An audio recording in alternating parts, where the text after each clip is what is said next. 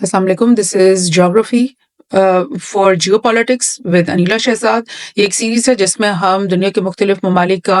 की जोग्राफ़ी को स्टडी करते हैं, उसकी पोजीशन, उसकी जो रीजनल उसकी लोकेशन है, ग्लोब में उसकी जो लोकेशन है और इस लोकेशन और उसकी जो इंटरनल जोग्राफ़ी उसकी वजह से जो भी पॉसिबिलिटीज़ उस मुल्क के लिए सामने आती हैं, वो उसकी पॉलिटिक्स में, उसके ग्लोबल कैरेक्टर में, उसका जो ग्लोबल विलेज के अंदर उसके जो एक्शंस हैं उसके ऊपर बहुत असरात होते हैं बिकॉज जो भी हमारे एक्शंस हैं, जो भी हमारी पॉलिसीज हैं, वो सब्जेक्ट टू आवर लोकेशन होती हैं, subject to the space that we occupy होती हैं। उसके बाद उसमें हमारा कल्चर, उसमें हमारा लाइक नेचुरल रिसोर्सेज, उसमें हमारी बहुत सारी जो आपकी नेशनल बाउंड्री के अंदर डेमोग्राफिक्स होती हैं, वो उन सबका बहुत इफेक्ट पड़ता है आपकी नेशनल पॉलिसी के बनने में और वो पॉसिबिलिटीज खुलने में जो आप जिनको आप ड्रीम करते हैं अपने मुल्क की प्रोग्रेस के लिए। आप समझते हैं कि आपके मुल्क के अंदर ये इक़दामात हुकूमतों की तरफ से होने चाहिए, वो उसके पीछे एक बहुत बड़े वसाइल की जो एक जाल होता है और फिर उसकी आपके मुल्क की लोकेशन, फिर आपके नेबरहुड के अंदर आपके ताल्लुकात, हर चीज़ जो है ना वो इसके ऊपर इफेक्ट करती है। सो आज जिस रीजन का हम जायजा लेने लगे हैं वो है साउथ ईस्ट एशिया का रीजन। ये रीजन जो है वो हमारे पाकिस्तान में रहने वालों के लिए एक यानी कि नेबरहुड रीजन आप इसको समझ सकते हो बिकॉज अगर मैं आपको गूगल अर्थ से दिखा दूं तो ये हमारा जो रीजन है जिसमें हम रहते हैं वो साउथ एशिया का रीजन कहलाता है, जिसमें पाकिस्तान, इंडिया, श्रीलंका, नेपाल और ये ऊपर के भूटान वगैरह और बांग्लादेश, ये सब ममालिक मिलाकर जो पहले जिसको सब कॉन्टिनेंट कहा जाता है वो सारा एरिया जो है ना साउथ एशिया कहलाता है। और हमारा नेबरिंग बिल्कुल जो साथ ही लगा हुआ रीजन है वो है साउथ ईस्ट एशिया का रीजन। और वो रीजन क्या है, इसमें बहुत सारे ममालिक हैं जिनका मैं आपको फर्दन भी थोड़ा थोड़ा सब बताऊंगी और एज अ होल रीजन भी इस रीजन की जो एक हैयत है और एक जो इसकी इंपॉर्टेंस है वो सब कुछ हम और इसकी पोजीशन जो है ग्लोब में उसको हम स्टडी करेंगे। सो आवर प्रोग्राम है south east Asia geography for geopolitics. South east Asia में कौन से ममालिक हैं, कौन सा ग्रुप ऑफ कंट्रीज है जिसको मिला करके उसको लेबल किया गया है साउथ ईस्ट एशिया के नाम से। और मैं आपको ये चीज बाबर करवा दूं कि ये जो नाम रखे जाते हैं ये मतलब नेचर ने तो नहीं रखे ना, ये तो हमारे इंसानों के बनाए हुए नाम हैं। जैसे कि हम किसी भी चीज को देखते हैं और हम उसका नाम रख लेते हैं, इसी तरह जब हम ग्लोबल मैप को देखते हैं तो उसमें भी हम तमाम रीजन्स, तमाम जो एरियाज हैं उनके टुकड़े टुकड़े कर देते हैं। पहले तो हम नेशनल बाउंड्रीज बनाते हैं और अपने आप को मुकैयद कर लेते हैं एक मुल्क के सॉवरन बाउंड्रीज के अंदर, नेशन स्टेट्स बना लेते हैं। उससे पहले आपने देखा कि एम्पायर्स का एक दौर था जिसमें बड़े बड़े इलाके जो हैं वो एक ही सल्तनत के अंडर काम करते थे। और अब जबकि नेशन स्टेट्स का दौरा हो गया और तमाम जो ममालिक हैं दुनिया के जो कि पहली जंग अजीम और दूसरी जंग अजीम से पहले पहले तमाम कॉलोनाइज थे, यानी अफ्रीका का पूरा कॉन्टिनेंट कॉलोनाइज था, ये साउथ ईस्ट एशिया कॉलोनाइज था, साउथ एशिया कॉलोनाइज था, पूरा एशिया इनफैक्ट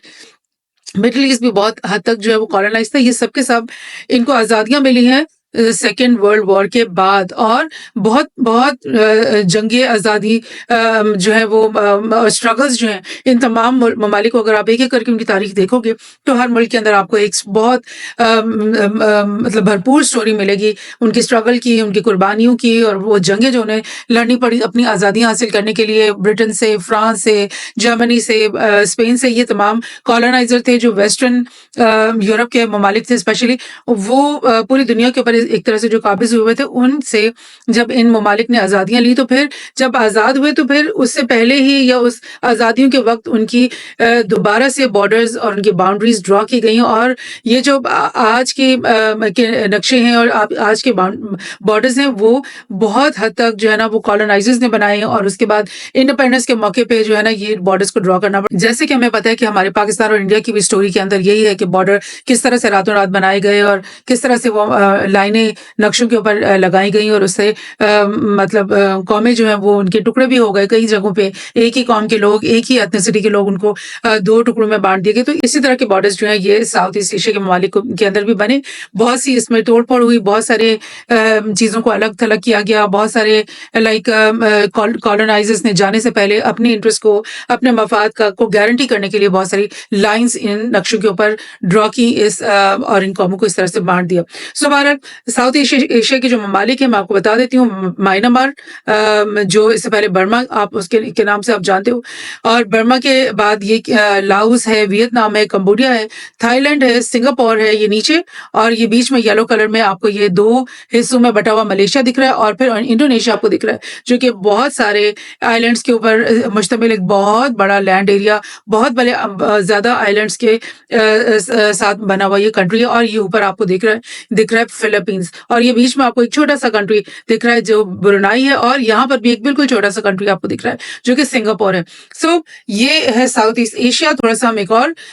मैप भी देख लेते हैं। ये गूगल मैप से मैंने ये एक्सट्रैक्ट किया है। इसमें थोड़ा-सा आपको अगर आप गौर से देखें तो आपको इसमें टेरेन भी दिखाई दे रही है कि ये ऊपर की तरफ ये तिब्बत प्लेट्यू से अगर आप देखें तो ये एक काफ़ी ऊँची एलिवेशन वाली जगह है, जो कि आहिस्ता-आहिस्ता इस तरफ आते हुए ये एलिवेशन इसकी कम होती गई, और यहाँ से इसी वजह से दरियाओं का रुख जो है ना वो इस तरफ निचली तरफ आता गया, और यहाँ पर तिब्बत प्लेट्यू से निकलने वाले जो एक बहुत बड़ा दरिया है मेकोंग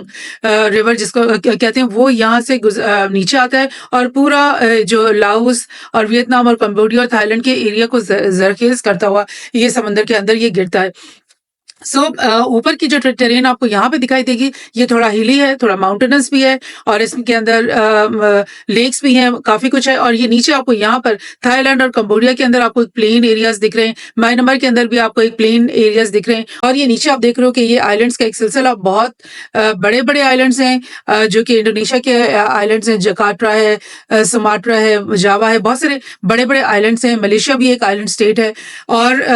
आप ये देखोगे कि ये आइलैंड्स जो हैं वो तमाम के तमाम इक्वेटर के ऊपर ज़्यादा ये लाइन आपको जो दिख रही है इक्वेटर की लाइन है, और इक्वेटर के इर्द-गिर्द होने की वजह से इन आइलैंड्स के अंदर ट्रॉपिकल फॉरेस्ट बेनतहा हैं। ये फॉरेस्ट की वेल्थ से ये माला-माल है ये आइलैंड्स तमाम, और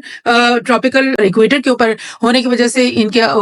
इन आइलैंड स्टेट्स के अंदर सारा साल जो है ना वो बारिश का सिलसिला और एक मॉडरेट और ह्यूमिड क्लाइमेट जो है ना वो यहाँ पे रहता है, जिसकी वजह से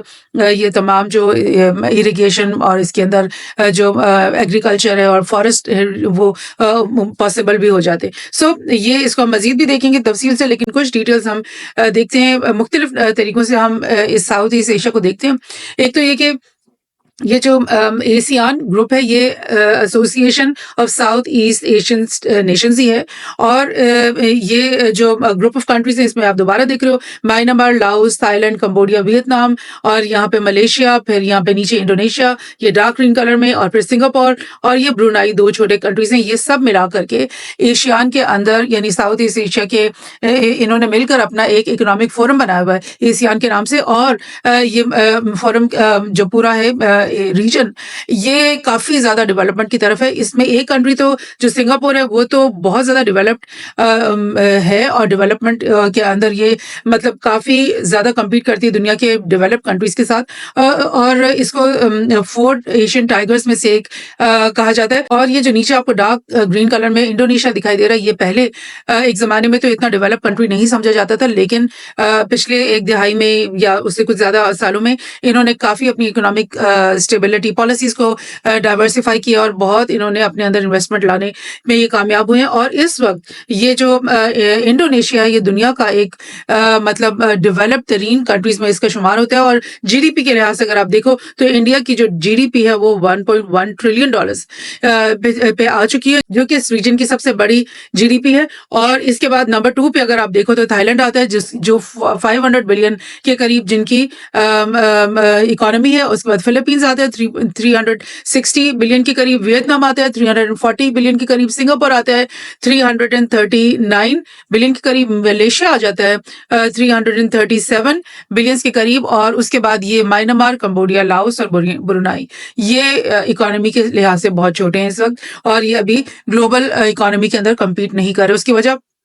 कुछ थोड़ी-सी आपको ये भी याद होगा कि वियतनाम जो है वो एक बहुत तवील वॉर के अंदर इन्वॉल्व रहा है, तकरीबन 25 साल तक। यूएस ने इसके वियतनाम को सेकंड वर्ल्ड वॉर के बाद जब सबको आज़ादियाँ मिल गई थी तब उन्होंने वियतनाम पे कब्जा कर लिया था, और यहाँ पर एक बहुत तवील जंग चलती रही, जिसमें कंबोडिया और लाओस दोनों भी शामिल हो गए थे और उनको इन्वॉल्व होना पड़ा था, जिसकी वजह से ये काफ़ी पीछे रह गए कंट्रीज़। और अभी भी ऑल्दो कि ये काफ़ी तेज़ी से आगे वियतनाम ने तो बहुत ज़्यादा अपने आप को रीएस्टैब्लिश किया है, रिवैम्प डेवलप किया है, लेकिन ये कुछ कंट्रीज़ जिनमें स्पेशली कंबोडिया, लाओस और म्यांमार हैं, ये अभी इकोनॉमिकली बहुत ही निस्कट आप कह सकते हैं। जो जिन कंट्रीज़ में इकोनॉमिक डेवलपमेंट नहीं हुई है ना, वो कंट्रीज़ जो है ना उनको इंडस्ट्रियल जो बड़ी-बड़ी जायंट्स होते हैं ना, वो उनको एक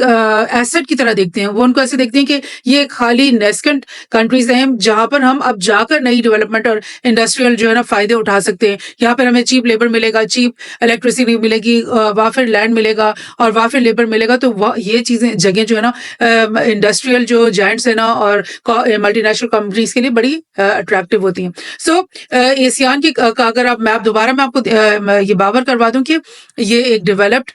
रीजन बनता चला जा रहा है और इसमें तरक्की और जो फॉरेन इन्वेस्टमेंट्स कह लें या इंडस्ट्रियलाइजेशन कह दें, ये काफ़ी ज़्यादा तेज़ी से हुई है। वियतनाम का तो स्पेशली इसलिए क्योंकि वियतनाम में बहुत सारी इंडस्ट्रीज़ ऐसी लगाई गई जो चाइना को ज़रूरत थी, उन्होंने अपना बैकयार्ड बनाने के लिए, या जापान को ज़रूरत थी, उन्होंने अपनी इंडस्ट्रियल बैकयार्ड बनाने के लिए, जो उनकी हाई एंड इंडस्ट्री के अंदर जब उनको एक सिंपल किस्म के टूल्स और सिंपल किस्म की प्रोडक्ट्स चाहिए होते हैं, तो वो फिर एक सस्ती जगह पे एक नए लैंड में जाकर वो छोटी-छोटी इंडस्ट्रीज़ बनाते हैं, जहाँ पर वो वहाँ पे से वो टूल्स बनकर आ जाएँ, जो उनकी हाई एंड इंडस्ट्री में यूज़ होने होते हैं। तो ये सिलसिला जो है ना, वो चाइना भी इसमें बड़ा इंटरेस्टेड है कि अब क्योंकि चाइना एक हाई एंड इंडस्ट्री बनता डेवलप कंट्री बनता जा रहा है, तो वो अपने इंडस्ट्रियल बैकग्राउंड किसी और मुल्क को बना ले। इसी तरह जापान ने भी इधर बहुत सारे मुल्कों में अपनी किया, और यूएस ने तो स्पेशली आपको पता है कि पूरे चाइना को यूएस ने अपना इंडस्ट्रियल बैकयार्ड बनाया था 1971 से शुरू होके। और अब क्योंकि 4-5 दिहाइयाँ उस बात को गुज़र गई हैं, तो अब चाइना जो है वो कम्पीट करने लग गया है यूएस से। हालाँकि जब स्टार्टिंग हुई थी तो यूएस ने ही जापान को छोड़ कर के चाइना को अपना इंडस्ट्रियल बैकग्राउंड बनाया था। और अब ये जो एशियान की कंट्रीज़ हैं, ये स्पेशली इनके ऊपर नज़र है, चाइना की भी, जापान की भी और यूएस की भी, कि क्यों ना हम अब चाइना को नीचा दिखाने के लिए हम इन कंट्रीज़ में अपनी इंडस्ट्रीज़ को शिफ्ट कर दें, जहाँ पर हमें सस्ते और हमें हमारी शराइत भी मानेंगे ये लोग और हमें अप्रिशिएट भी करेंगे और हमारे आने से लोग खुश भी होंगे। तो ये सिलसिला है जो आने वाले सालों में, दिहाइयों में होने लगा है। बहरहाल ये जो तमाम साउथ ईस्ट एशिया की कंट्रीज़ हैं, ये क्योंकि चाइना के फर्स्ट डोर नेबर्स हैं ये सब लोग, इसलिए चाइना के साथ इनकी ट्रेड जो है बहुत ज़्यादा है। वैसे भी आपको को अंदाज़ा है कि दुनिया भर के ममालिक ज़्यादातर ऐसे हैं जो कि चाइना के साथ बहुत ज़्यादा ट्रेड कर रहे हैं। लेकिन ये जो इनके बिल्कुल नेबरहुड है, इनका बैकयार्ड समझ लो या इनका नियर अब्रॉड है, इसके अंदर आप देख रहे हो कि ये रेड कलर जो है चाइना को डिपिक्ट करता है कि ब्रुनाई, कंबोडिया, इंडोनेशिया, मलेशिया, के तमाम जो साउथ ईस्ट एशिया की कंट्रीज़ हैं, ये मैक्सिमम जो ट्रेड है, इंपोर्ट भी और एक्सपोर्ट भी मिलाकर वो चाइना के साथ कर रहे हैं। ये देखें ब्रुनाई 64% कर रहा है, कंबोडिया 60% कर रहा है, ये देखें लाओस 78% कर रहा है, और फिलीपींस भी काफ़ी हद तक, क्योंकि फिलीपींस जो है वो यूएस का एलाय है, इस वक्त बना हुआ है, तो इसलिए यूएस उसके साथ बहुत ज़्यादा ट्रेड करता है। तो लेकिन फिर भी काफ़ी जो है वो उनकी ट्रेड जो है, सिंगापुर को देख लें 60%, थाईलैंड जो है 71% और वियतनाम 53%। दैट मीन्स कि ये सारा रीजन जिसको हम साउथ ईस्ट एशिया कहते हैं,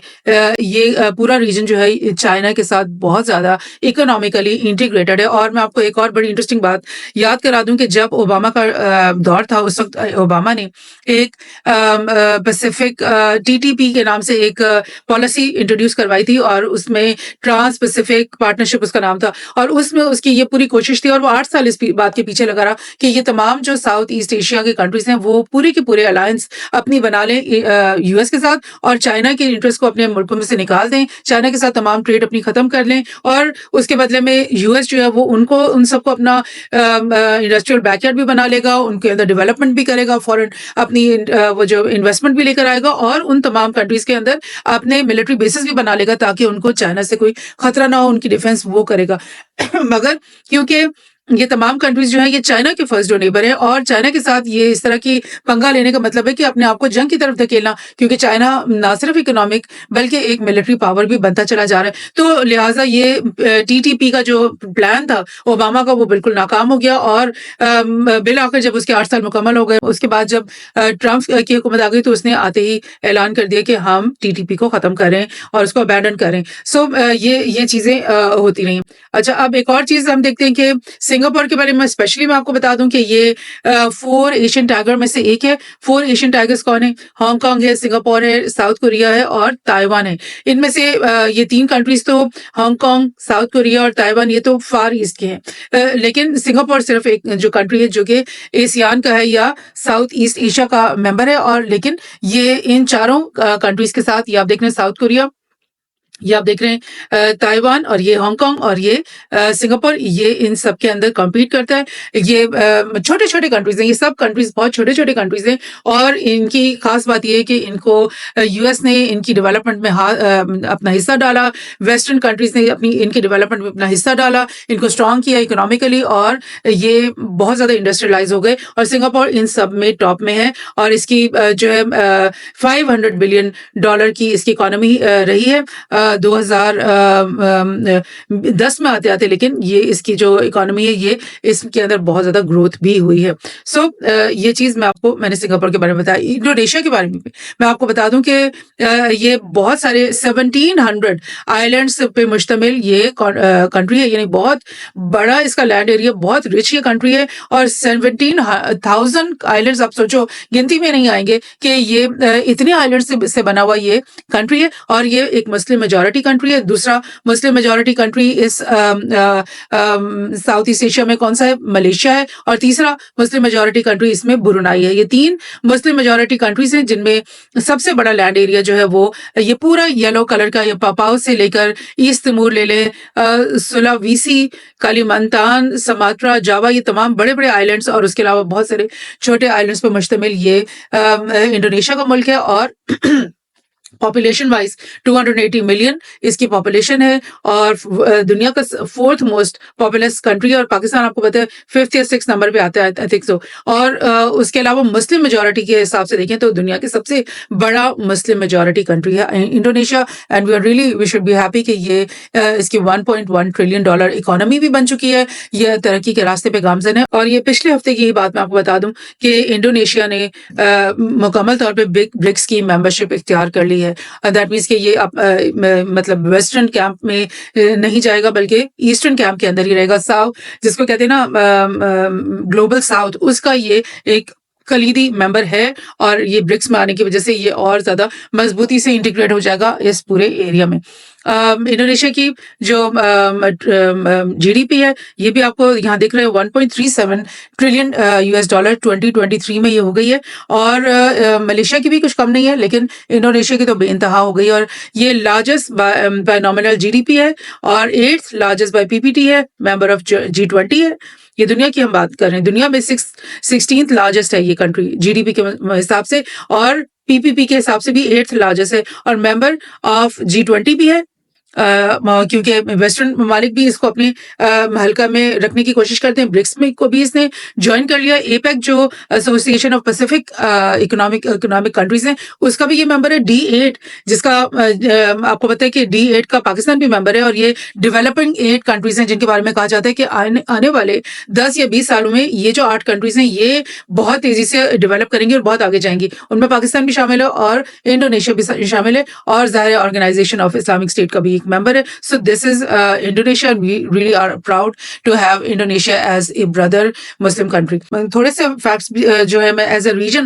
अ होल रीजन भी मैं आपको थोड़े से दिखा दूं इसके बारे में कि ये जो हमारा म्यांमार से स्टार्ट होता है, लाओस, कंबोडिया, वियतनाम, थाईलैंड और ये नीचे मलेशिया और उससे नीचे ये हमारा बहुत तवील जो है इंडोनेशिया। फिर ये मलेशिया कौन सा है? मलेशिया ये वाला जो आप समझ लो आइलैंड और ये वाला आइलैंड जो का ये पार्ट, ये ऊपर वाला, ये दोनों मिलाकर मलेशिया बनते हैं। ऊपर इसके कट के ब्रुनाई बन गया और नीचे का जो पूरा आइलैंड है ये और ये सारे नीचे के बकाए ये इंडोनेशिया है। तो ये मैं आपको दिखाना क्या चाह रही हूँ कि जब इंडिपेंडेंस मिली है इन कंट्रीज को तो जो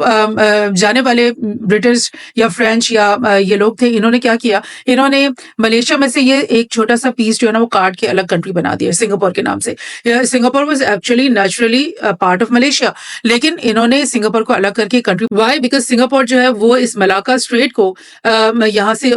सिंगापुर के सामने से ही ओपन होता है और मलाक्का जो स्ट्रेट है ये एक बहुत बड़ा और इम्पोर्टेंट choke पॉइंट है वर्ल्ड ट्रेड का, जो चाइना की तमाम ट्रेड है और बाकी तमाम ये चाइना से और ये तमाम साउथ ईस्ट एशिया से और ये ऑस्ट्रेलिया से तमाम जो ट्रेड है ये अपनी किश्ती में भर के इसी मलाक्का स्ट्रेट से गुजरती है और यहाँ से निकल के फिर वो इंडियन ओशन में आती है और यहाँ से फिर आगे वो फिर रेड सी से गुजर के मेडिटेरेनियन में जाती हैं और दुनिया भर की ट्रेड फिर चलती है। तो ये एक चोक पॉइंट है जिसको उन्होंने अलग कर दिया और अलग करने के बाद सिर्फ इसको अलग नहीं किया बल्कि इनको इस कंट्री को इन्होंने बहुत ज़्यादा फंड करके बहुत ज़्यादा इनके अंदर अपनी फॉरेन इन्वेस्टमेंट डालकर इस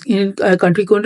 वेस्टर्नाइज करने की कोशिश की, मॉडर्नाइज करने की कोशिश की और इनको अपना बहुत ही कलीदी एलाय बना लिया और जिसकी वजह से वो एक ऐसी पोजीशन में वेस्ट या यूएस के कह लें आप, क्योंकि सिंगापुर जो है ना वो वेस्ट के साथ एलाइड है, यूएस के साथ एलाइड है, तो खुदा न खास्ता कोई भी अगर बहुत बड़ी जंग शुरू होती है तो यूएस इस चोक पॉइंट को इस्तेमाल कर सकता है, सिंगापुर को इस बात पर प्रेस कर सकता है कि वो मलाक्का जो स्ट्रेट है उसको बंद कर दे और यहाँ से चाइना को ना ऑयल की शिप्स चाइना की तरफ आने दे, ना यहाँ से जो उनकी ट्रेड है यहाँ से निकलने दे और उनको टोटली जो है ना इकोनॉमिकली सफोकेट कर दे। और इसीलिए मैं आपको रिमाइंड करा दूं कि चाइना ने ये मंसूबा बनाया कि मैं बेल्ट एंड रोड के तहत उन्होंने जो सीपेक का रास्ता बनाया ताकि वो डायरेक्टली चाइना से पाकिस्तान में एंटर हों और पाकिस्तान से वो अरेबियन सी में इंडियन ओशन में आ जाएं। वो इसी वजह से भी है क्योंकि ये जो चोक पॉइंट है मलाक्का का ये इतना वल्नरेबल है और ये बिकॉज ऑफ द रीजन के जो सिंगापुर है वो एलाइड है विद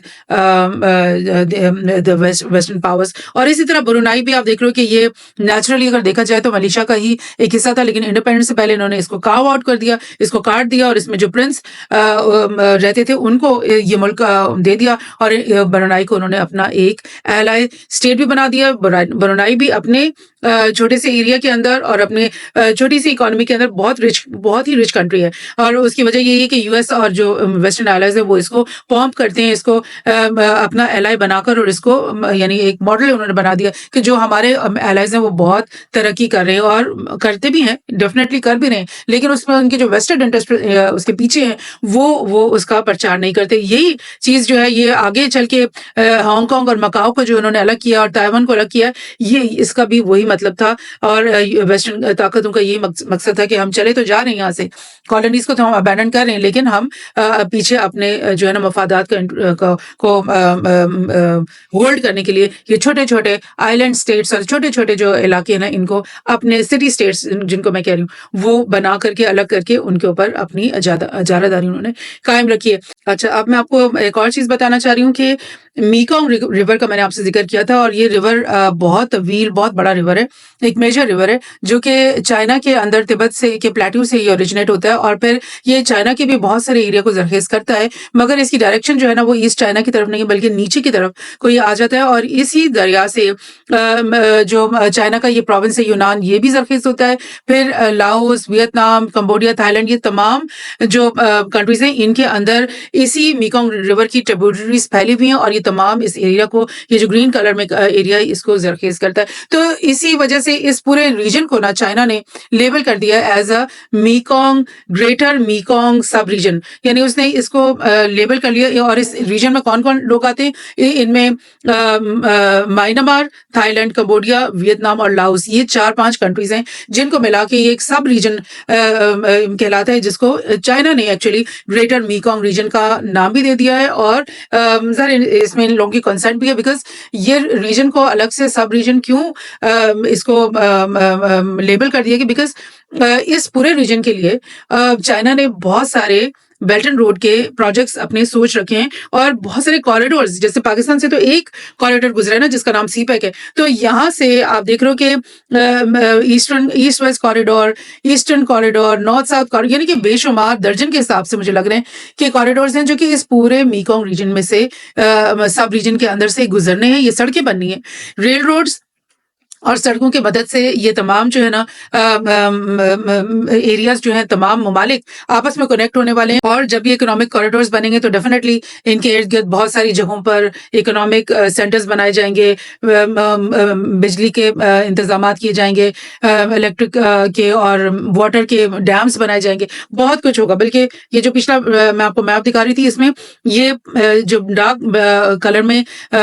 ये जो रेक्टेंगल्स हैं ये डैम्स ही हैं, ये 5 डैम्स इस मेकॉन्ग रिवर पे बने हुए हैं, जो कि इस पूरे एरिया को ज़रख़ेज़ करते हैं। और ये जो व्हाइट कलर में बहुत सारे हैं ना, ये प्रोजेक्ट्स हैं जो कि प्रपोज़ कर दिए गए हैं चाइना की तरफ से कि अगर हम ये तमाम जो एरिया के अंदर हम मेकॉन्ग सब रीजन के अंदर अगर हम अपने कॉरिडोर्स बनाएँगे, तो फिर तमाम जगह को ज़रख़ेज़ करने के लिए और इस तमाम जगह में पानी की फ़राहमी के लिए और फूड भी एम्पल हो और खुराक भी एम्पल हो, उसके लिए हम ये तमाम डैम्स का जो सिलसिला जो है ना, ये भी शुरू करेंगे। सो ये एक बहुत बड़ा मंसूबा है जो कि चाइना ने बना रखा है। उसने इसके ऊपर बहुत सारे सड़कों पे और कॉरिडोर्स पे काम शुरू भी हो रखा है। और ये ही एक वजह मैं आपको बता दूं कि क्यों ओबामा की टीटीपी जो उसकी पॉलिसी थी वो नाकाम क्यों हुई, क्योंकि इन ममालिक को नजर आता था कि चाइना जो है ना, उसके पास जितने बिलियंस ऑफ डॉलर्स सरप्लस पड़े हुए हैं और जितने बड़े बड़े वो प्रोजेक्ट्स जो इंफ्रास्ट्रक्चर के कर सकता है, वो सब वादे जो है ना यूएस उनके साथ कर सकता था और ना ही वो उसके पास इतना वेयर-विदॉल था कि इतनी दूर आकर अपनी मैन पावर या अपनी एक्सपर्ट्स को लाकर यहाँ पर उसके इन ममालिक में ये बड़े-बड़े इक़दामात करता है, इतनी बड़ी-बड़ी नए इंडस्ट्रियल बेसेस जो है ना, वो इनके लिए बना कर देता। यही वजह है कि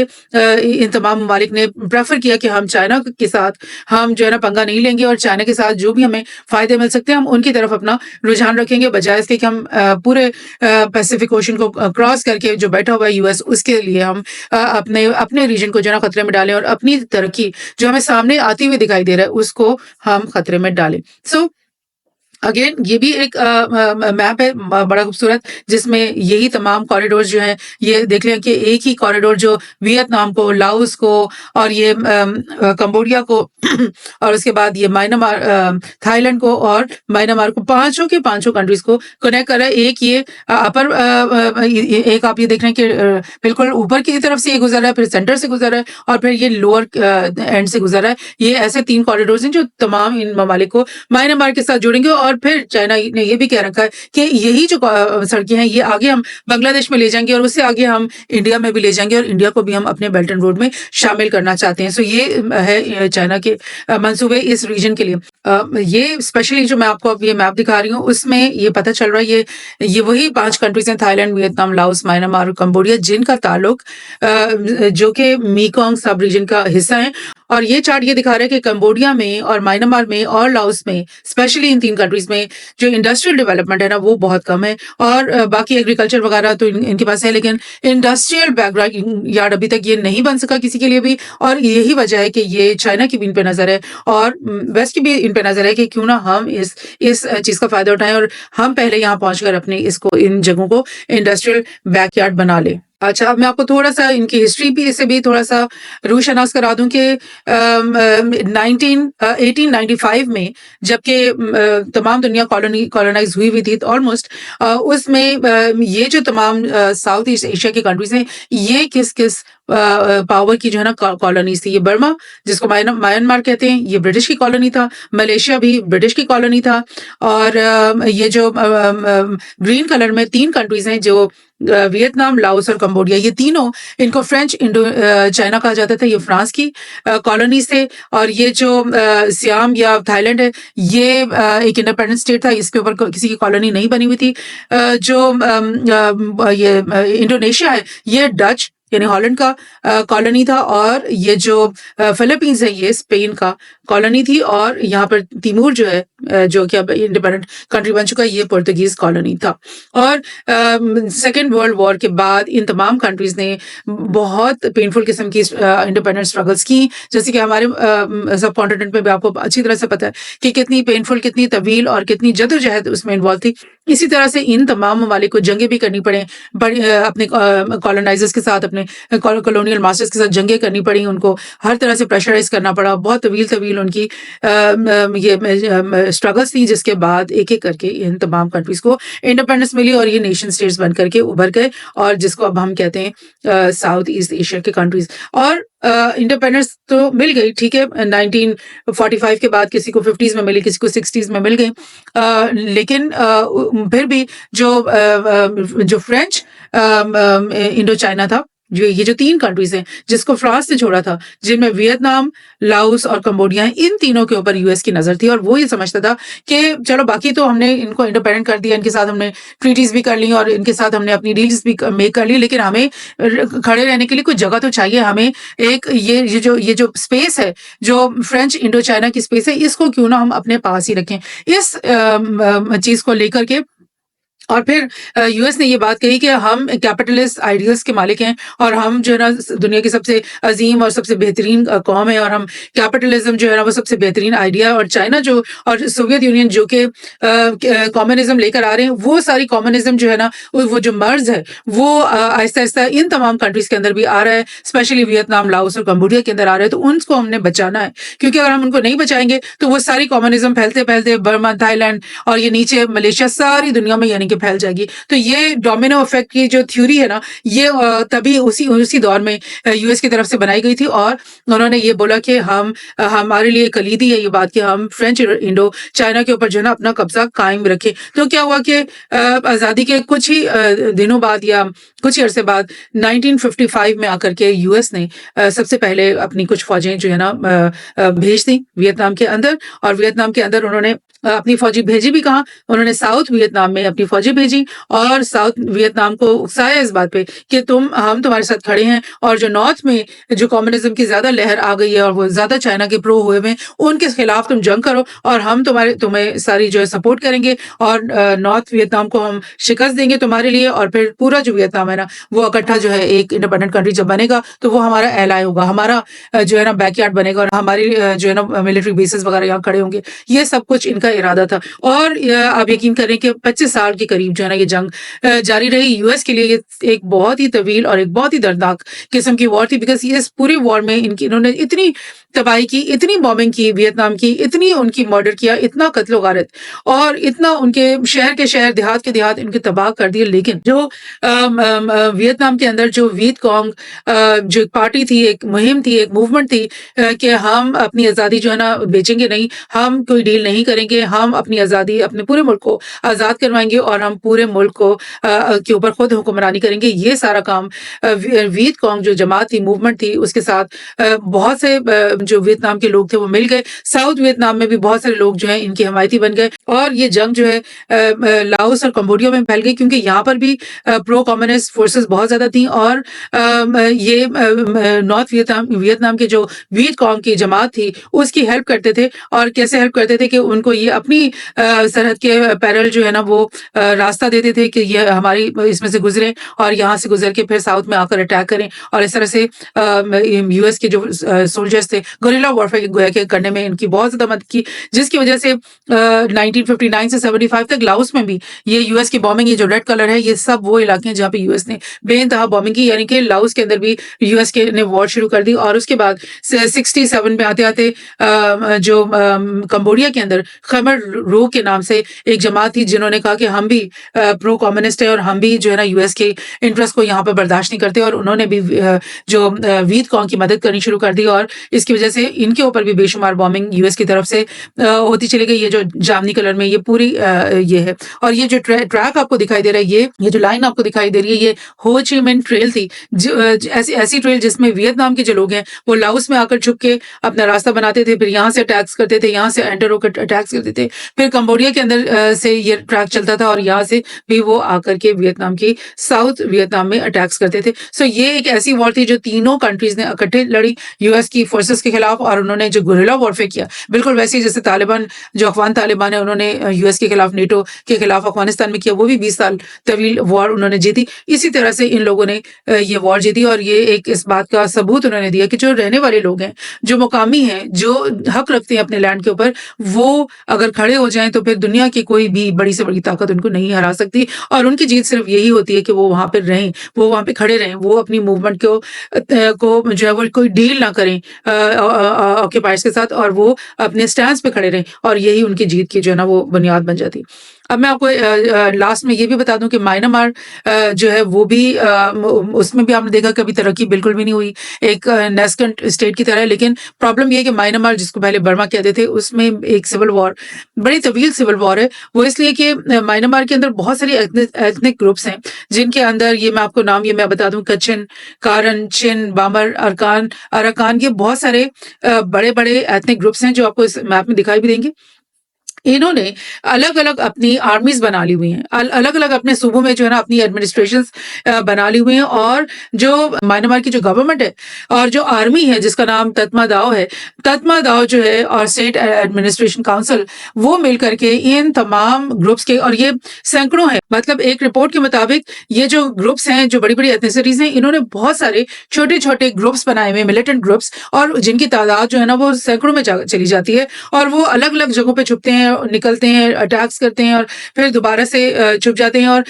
जो तत्मादाव आर्मी है उसको उन्होंने मतलब नाकू चबाए हुए बिकॉज़ मैं आपको बताऊँ कि तत्मादाव की जो 2023 के मुताबिक एक रिपोर्ट के मुताबिक सिर्फ 40% ऑफ बर्मा जो है ना, ये जो पिंक और पीची कलर में है, इसके ऊपर जो स्टेट एडमिनिस्ट्रेशन काउंसिल और तत्मादाव का जो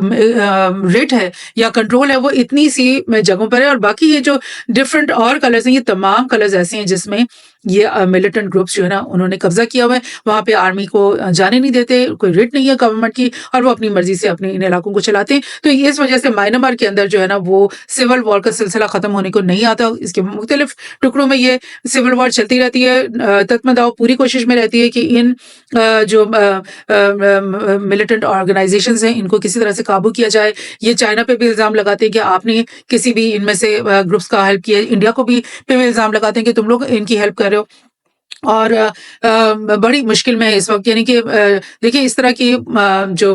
अनपीसफुल फ़िज़ा होती है उसमें ना डेमोक्रेसी काम कर सकती है, ना उसमें कोई प्रोग्रेस हो सकता है, ना कोई इंडस्ट्रियलाइज़ेशन होती है, तो ये एक बहुत मुश्किल है जिसमें म्यांमार का जो मुल्क है वो इस वक़्त फँसा हुआ है। सो ये सब कुछ मैं आपको बताया है और एंड में आपको बस मैं यही बता दूँ कि बहुत ही कलीदी है ये सारा रीजन डेवलपमेंट के लिहाज से और दुनिया के जो बड़े-बड़े पावर्स हैं ना वो इन कंट्रीज़ के ऊपर फ़ोकस कर रहे हैं इस वक़्त कि हम अपनी इंडस्ट्रियल बैकयार्ड्स यहाँ पे बनाएँ और पाकिस्तान के लिए भी डेफ़िनेटली ये बड़ा आइडियल होगा कि वो अपनी ट्रेड इकोनॉमी को इनके साथ अगर इंटीग्रेट कर लेती है तो बहुत सारे जो सब इंडस्ट्रीज़ हैं या स्मॉल इंडस्ट्रीज़ हैं वो जो यहाँ पर अपनी प्रोडक्शंस करेंगी उसका फ़ायदा उठा सकता है पाकिस्तान भी और हाई एंड की इंडस्ट्री अपने पास खोल सकते हैं। लेकिन ये एक सोच है, एक पॉलिसी मेकिंग है, एक लाइक थॉट है जो एक नई सोच की तरफ आना जो है ना वो क्योंकि स्टेटस को होता है ना हर मुल्क के अंदर एक डीप स्टेट भी होती है, एक एस्टैब्लिशमेंट होती है, हर मुल्क के अंदर होती है और फिर वो एक स्टेटस को के अंदर खुश होते हैं, अपने पावर के अंदर रह के खुश होते हैं और वो नए-नए तरीके जो एंटरप्रेन्योरशिप होती है वो उस तरह से वो नहीं सोच रहे होते बल्कि वो एक कंजर्वेटिव तरीके से सोच रहे होते हैं कि यार हम अपनी पावर को बस बचा लें किसी तरह से और चाहे हम मज़ीद आगे की तरफ बढ़ते हैं या नहीं, बढ़ते कौम को आगे लेके चाहते हैं या नहीं। तो ये जो कौमें हैं ना जो आगे बढ़ना चाहती हैं वो इस तरह की चीज़ों को आइडियाज़ को एक्सप्लोर करते हैं, नई-नई जगहों को एक्सप्लोर करते हैं, नए-नए लोगों के साथ ताल्लुकात बनाते हैं, नई-नई ट्रेड्स की पॉसिबिलिटीज़ को अपने पास लेकर आते हैं और गिव एंड टेक की जो उनके अंदर एक पॉसिबिलिटी वो बनाते हैं कि क्यों ना हम आगे बढ़कर जो है ना दूसरे ममालिक के साथ गिव एंड टेक करें और उनको अपना दोस्त और साथी बनाएँ। मैं ये नहीं कह रही कि पाकिस्तान जो है वो इस काम में बिल्कुल नाकाम है, बहुत दोस्त हैं हमारे दुनिया में लेकिन ये जो नेस्केंट एक एरिया है जिसमें ये मेकोंग सब रीजन है और उसके अलावा ये जो इंडोनेशिया है, मलेशिया है, जो कि मुस्लिम ब्रदर कंट्रीज़ हैं, इनके साथ हमें ज़रूर अपनी ट्रेड, इकोनॉमी और इवन पॉलिटिक्स को इंटीग्रेट करना चाहिए आने वाली दिहाइयों में। Thank you.